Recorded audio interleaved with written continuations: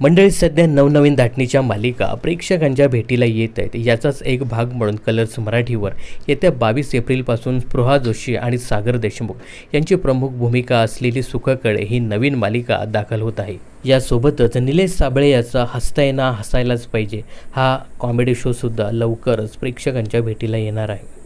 तर सुखकळे या मालिकेत स्पृहा आणि सागर देशमुख यांच्याबरोबरच ज्येष्ठ अभिनेते सुनील गोडबोले, बालकलाकार मिमी खडसे हे सुद्धा पाहायला मिळणार आहेत. शिवाय या मालिकेत बॉलिवूड अभिनेत्री कंगना रनौत आणि केदार शिंदे यांच्याबरोबर काम करणारा एक अभिनेता देखील झळकणार आहे. हा अभिनेता कोण आहे हे या व्हिडिओमध्ये जाणून घेऊया. तर सुखकळे या मालिकेत माधव म्हणजे सागर देशमुखच्या मेव्हण्याच्या भूमिकेत अभिनेता स्वप्नील परजने झळकणार आहे.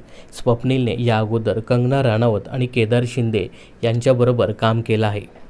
तर सुखकळे या मालिकेपूर्वी स्वप्नीलने तू चाल पुढं, जय जय स्वामी समर्थ या मालिकेमध्ये झळकला होता. त्याने केदार शिंदे यांच्या महाराष्ट्र शाहीर या चित्रपटात काम केलं असून 2023मध्ये स्वप्नीलने कंगना रनौतबरोबर अमेझॉन प्राईमच्या एका जाहिरातीमध्ये सुद्धा काम केलं आहे. याचाच अर्थ स्वप्नीलने आपल्या अभिनयाचा ठसा मराठीसह हिंदीतही उमटवला आहे.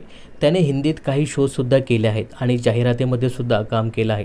आता स्वप्नील लवकरच सुखकळे या मालिकेत झळकणार आहे. दरम्यान स्पृहा जोशी आणि सागर देशमुख यांची प्रमुख भूमिका असलेली सुखकळे ही मालिका येत्या 22 एप्रिलपासून रात्री 9 वाजता कलर्स मराठीवर प्रसारित होणार आहे. तर या नव्या मालिकेसाठी तुम्ही किती उत्सुक आहात हे कमेंट्स करून नक्की सांगा. मनोरंजन क्षेत्रातील अशाच फिल्मी अपडेट्स जाणून घेण्यासाठी चॅनलला सबस्क्राईब आणि फॉलो करायला विसरू नका.